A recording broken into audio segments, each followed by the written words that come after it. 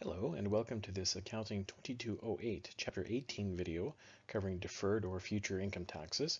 This video will go through extra problem EP 18.3 Addison Company, which is posted to Moodle.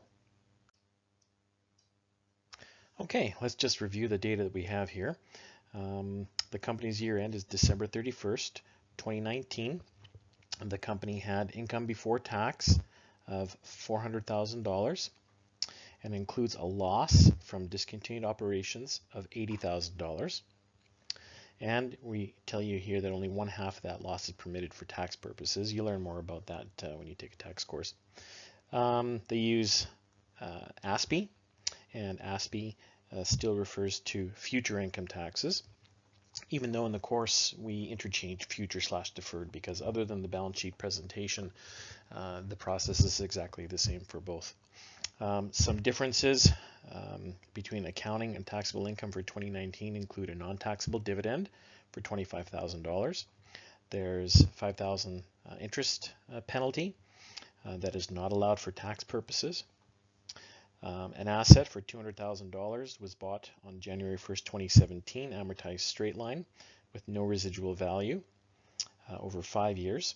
And CCA, we tell you that capital cost allowance for that is $28,800, and in previous years amortization exceeded CCA by $24,000. What else? During the year the company began offering a warranty, and so we have what the warranty expenses are for accounting purposes for 3 years and what the cost permitted for tax purposes are, right, for those same 3 years. And any remaining warranty liability is expected to be settled in 2020. In addition, the income tax rate up to including 2018 was 20%, and the rate for 2019 and future is 25%. This is what the enacted tax rate is. So our requirements are prepare journal entries to record income tax expense and to prepare a partial income statement and partial balance sheet. This doesn't look like there's a lot involved, but there's some heavy lifting to basically resolve part 1 here. So we do have our work cut out for us with this problem. So recalling from our first tutorial, what we're doing here is we're doing a reconciliation from accounting to taxable income. Reconciliation to taxable income.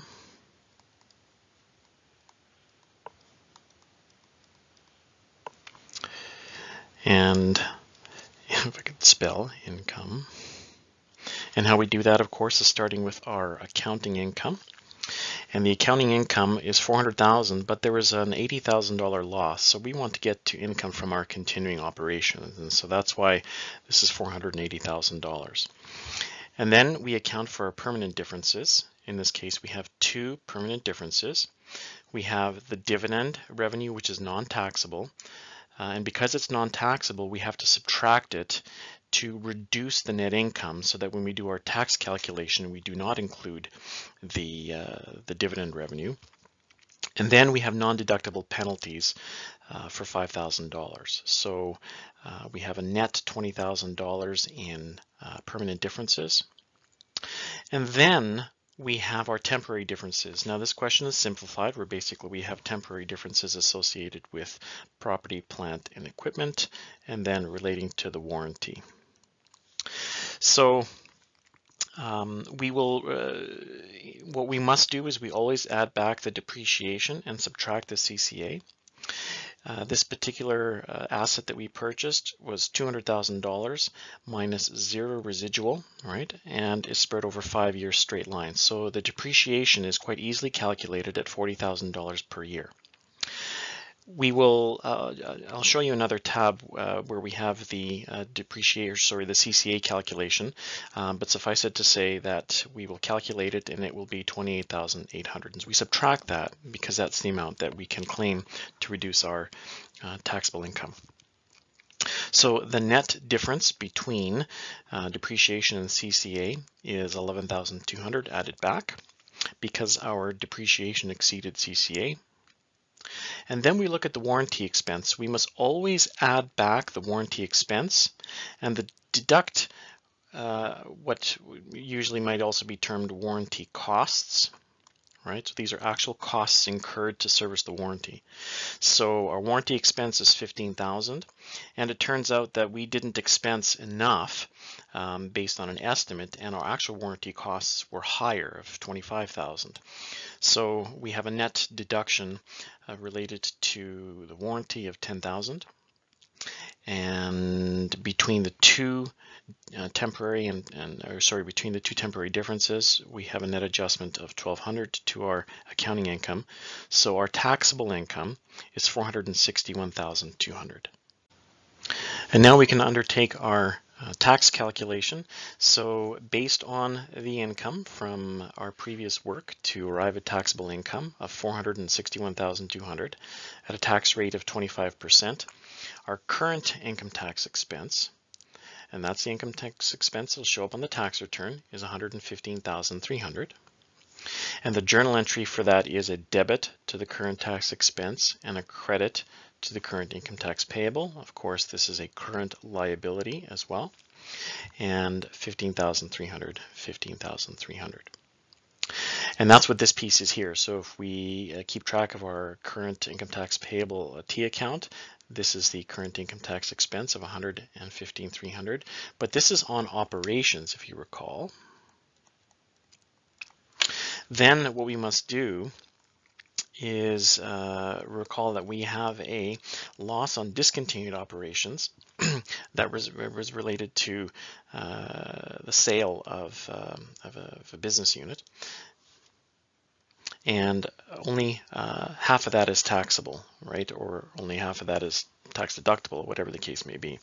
So, and this is the reason why we take the 80,000, we add it back in to come up with our continuing income from operations, so that we calculate the taxes on continuing operations properly.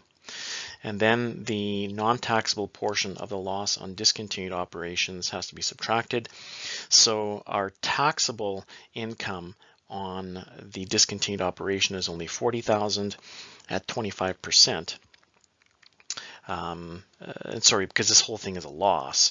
So we have a loss from operations, 80,000, only half of that is deductible. Our 25% tax rate means we have $10,000 that we can recover. And so the second journal entry to record the tax benefit or the tax savings as a result of the loss is a debit to the income tax payable and a credit to the current income tax expense. And so that's where this 10,000 here comes from. So our current tax expense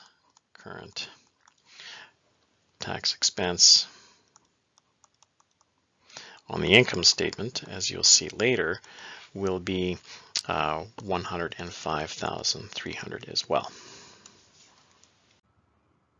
Okay, so now we will start to illustrate how to use a table approach to calculating deferred or future income tax. Now, the process that I'm going to show you may be slightly different from the solution that's posted. And so you can pick which approach works best for you. But when I do my teaching of future income tax, I make the first column the tax basis.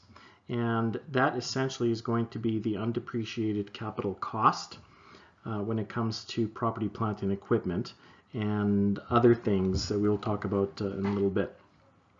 Then the second column is the accounting basis, and so that will represent the balance of a particular account on our balance sheet, right? So this is going to be the balance sheet balance of an account.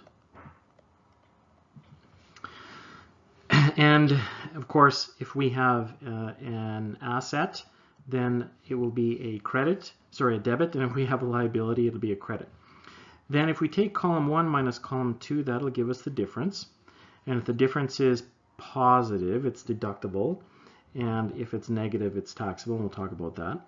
Then if we multiply by the tax rate, which is column 4, that will give us the ending deferred income tax balance. And so this is what we see on a balance sheet, the ending balance in a deferred tax account.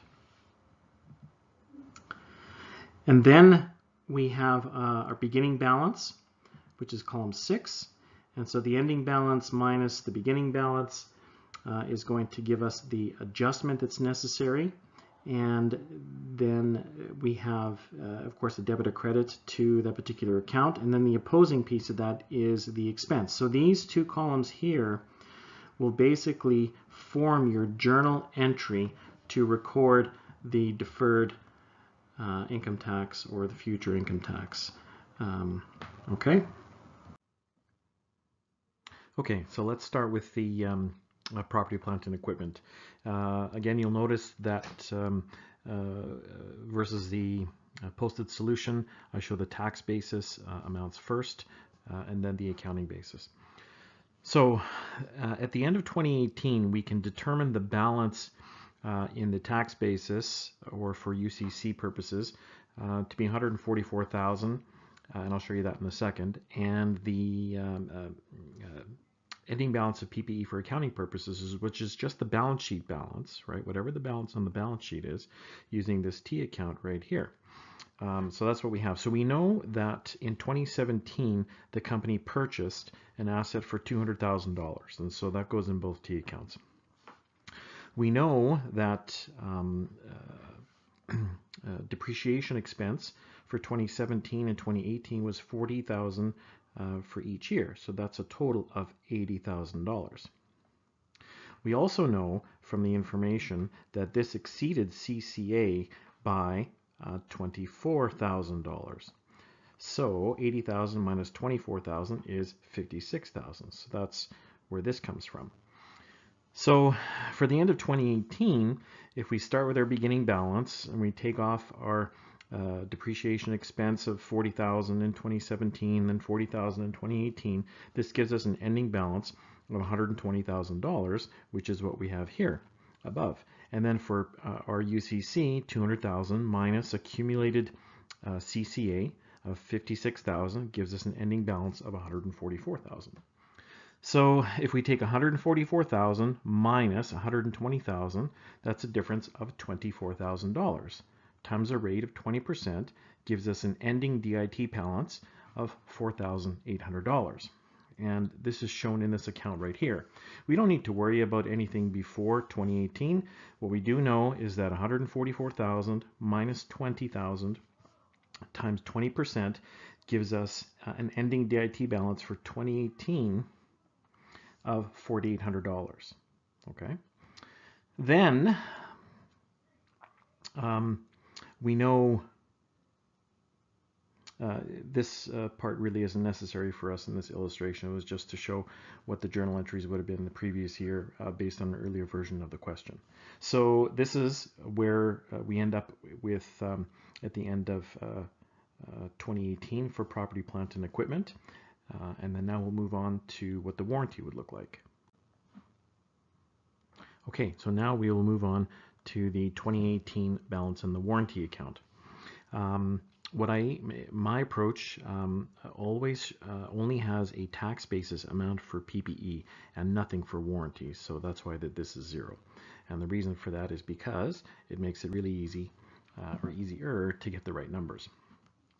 So we know from the data that the cumulative balance, or the accumulated balance in the warranty liability, that's what it is, it's a warranty liability account, and I've got this right here, has an ending balance of $20,000. And so we know from the data that we had warranty expense of $12,000 in 2017 and $16,000 in 2018, and the actual costs were $4,000 for each year. So this gives us an ending warranty balance of $20,000 credit, and so that's why there's brackets around this. So if we want to determine what the difference is, we'll take 0 minus a negative 20, and that turns it into a positive 20,000, right? So this means we have a deferred tax asset. Times 20% is an ending balance of $4,000, which is what we have here. Again, this is from a previous version of the question, and really all we're concerned now is making sure we have the correct opening balance for 2019, and that's what the ending balance of 2018 does. All right, so we don't need to worry about any of this either. And now we'll move on to 2019 and see what it looks like complete. Okay, 2019 for PPE. We know from the data that the depreciation expense is still $20,000. So for PPE net book value, which is what we see on the balance sheet again, the beginning balance was 120 minus depreciation expense of 40,000 gives us an ending balance of 80,000. We know that the CCA for 2018 is 28,800. So the beginning balance we had carry over minus the CCA is 115,200 ending balance. So that's where these numbers come from. 115,200 minus 80,000, right, gives us 35,200. Don't forget the tax rate changes, so times 25% gives us an ending balance of 8,800. And that's what we have here in this T account. And now that we know that the beginning balance of the PPE is 4,800 and the ending balance is 8,800, that means an adjustment of $4,000 is required. And you see this column here also actually has the beginning DIT balance. Okay, so we're going from a $4,800 debit to an $8,800 debit. We need a debit to the DIT account, which is what this is here, and therefore a credit on the to the DIT or FIT expense. Okay, so a credit to 4,000, which makes it a recovery or benefit. All right, so that's the PPE. And then the warranty for 2019, again, the balance is always zero. If we continue the warranty liability account, we had a 2018 balance of 20,000 right here. The warranty expense, which is an estimate, is 15,000, and the warranty costs are 25,000, leaving a balance of 10,000 credit. So that's what this is here. Negative 10,000 is 10,000 credit. So when we take 0 minus a negative number, it becomes a positive 10,000 times 25% is an ending balance in the account of 2,500, and that's what we have here. And if the beginning balance was 4,000, we need a credit to the DIT account for warranty for 1,500, and therefore a debit to the DIT expense account. And that's it. So the whole purpose of this question, the requirements, were basically to prepare an income statement, a partial income statement, and a balance sheet for the year 2013. We had to go through all that work to arrive at the numbers we needed for 2013. So this is where everything culminates. So when we present a partial income statement, and the approach here that we display is called intra-period tax allocation. Intra-period tax allocation. And it just reflects how we report the taxes on our partial income statement. So you'll have to go back to the data and go back to earlier slides, but our income before taxes and discontinued items was 480,000, and this is our accounting income. And then if you recall, we had the reconciliation to taxable income where we calculated the current tax expense of 115,300. So we start with the income before tax, then we have a section for income tax expense. Okay, so this section looks like this. The current tax expense is easy, but then the deferred tax expense, you have to look back at the previous slide where we had a $1,500 debit for the warranty and a $4,000 credit related to property, plant, and equipment, right? So we had a $4,000 credit on the property, plant, and equipment, and we add to that a $1,500 debit on the warranty. And that gives us a net $2,500 credit, right? And that's why this is a negative on the deferred tax. And so this would be a recovery. So the total tax combined, the provision for income taxes combined with current and deferred is 112,800.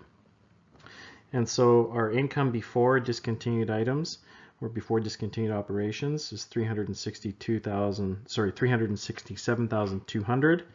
And then we report the loss, again, net of tax.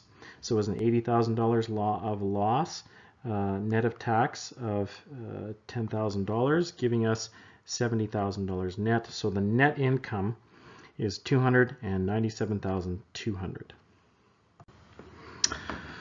And the last part has to do then with our partial balance sheet. Now, our partial balance sheet only consists of accounts here that are related to deferred tax. So if we wanted to properly construct a partial balance sheet, we look to see if we have any current assets. Now again, this is reporting under ASPE, so that's why it's called,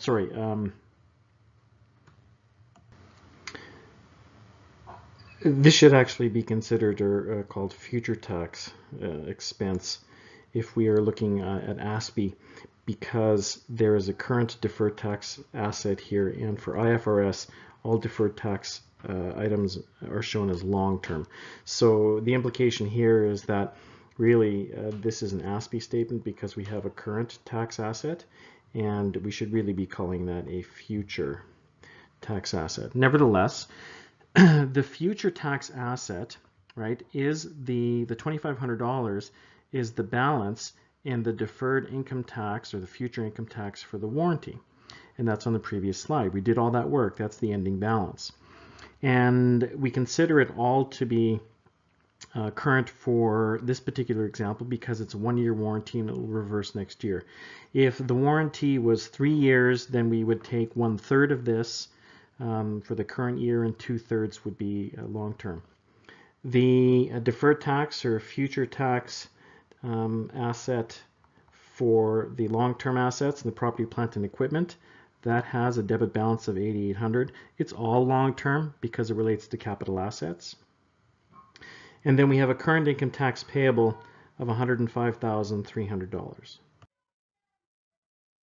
Okay, so what I want to do now is show an alternative T account approach to DIT FIT calculations. Some students like the table, some people prefer this. Big thing to note here is that with this approach, the tax basis amount exists only for PPE. All other items have 0 tax basis, and I was using that same approach when I did the table, making sure that in the table the tax basis is always first on the left and then the accounting basis on the right. As well, always present the tax basis first on the left, as I just said, accounting basis on the, that should say the right. So that when you do the math, you always get the correct balance where a debit or positive amount is an asset and a credit or a negative amount is a liability. So let's see how we did this again for the UCC, the PPE. So we know in 20s, and these are how I typically illustrate these in the class, right? So I set up a T account for both the UCC and the accounting basis or net book value, and put the purchase of $200,000 in on each account. Okay, I'll make the red pin here. So $200,000 as a debit to each account. Then we know that the cumulative 2017-18 depreciation expense is $80,000. Of course, remembering that debit depreciation expense and credit accumulated depreciation is why this is here. And then we know that the CCA is $24,000 less than the depreciation expense, so $56,000 gives us an ending balance for UCC of $144,000 and an ending net book value of $120,000. So we can say that, okay, the DIT PPE account needs to have an ending balance of $4,800, calculated as $144,000 minus $120 times 20%. Okay, and I guess for our purposes here, we don't know. The question isn't requiring us to do any of the previous stuff, but if we assume that the beginning balance in 2017 was 0, no, we can't actually assume that. So we'll just ignore these numbers right here because we're going to start from the 4,800 in 2018 and get us to 2019. Then what we do is we take the depreciation expense in 2019 of $40,000 to give us an ending balance of $80,000. We take the CCA and put it on the credit side of the UCC account of $28,800, gives us an ending balance of $115,000. And then the ending balance in the DIT account is just take the math. 115 minus 80 times 25%. Again, this is a change in the rate. Right, watch out for those. Gives you an ending balance of $8,800. Means that the plug necessary to make that T account work is a $4,000 debit to PPE DIT and a credit to the DIT FIT income tax expense. And then finally, I'll show it again for the warranty. This, I show the T account, but it's always 0. But I show it so that it's clear. Then all we do is basically keep track of the warranty payable account. We know in 2017 there was 12,000 in expense, in 2018 16,000, and then the actual costs were 4,000 each year. In 17 and 18 giving us a 2018 ending balance of 20,000. 0 minus a negative 20 becomes a positive 20,000 times a rate of 20% gives us a debit balance, which is a deferred tax asset, and a DIT for warranty. Moving on to 2019, we know the expense is 15,000, so we put that on the credit side because we would debit warranty expense or credit warranty payable, remember? And then we incur actual costs of 25,000, so that gives us an ending balance of 10,000. 0 minus 10,000 credit gives us a debit balance, a difference of 10,000 positive times 25%, again that change in tax rate, is an ending balance of 25,000. To go from a $4,000 debit to a $2,500 credit is a $1,500 to go from a $4,000 debit to a $2,500 debit is a $1,500 credit necessary on the right side. So we'll debit the DIT expense and credit the DIT warranty. And that's how to do this using T accounts. Frankly, I think it's a little bit easier and quicker, but some students prefer the other approach. So this concludes the Chapter 18 video lecture on deferred and future income taxes. I hope you found it useful.